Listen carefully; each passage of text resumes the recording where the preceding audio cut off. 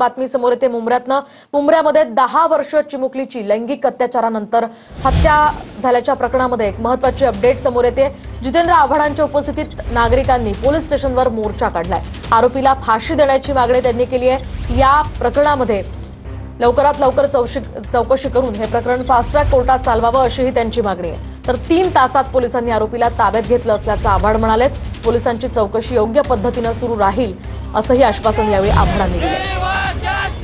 आपण पाहतोय मोठ्या संख्येनं हा जमाव रस्त्यावर उतरलेला होता। नागरिकांनी जोरदार घोषणाबाजी या ठिकाणी केली आणि आरोपीला फाशीची शिक्षा देण्याची मागणी केली।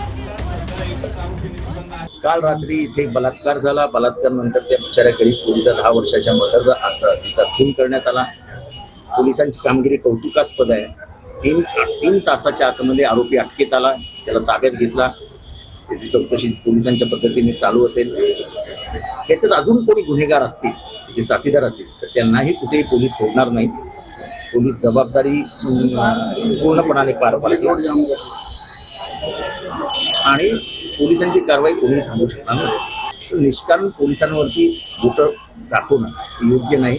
पोलिसांना कारवाई करू द्या, गुन्हेगारांना सोडणार नाही ही जबाबदारी आम्ही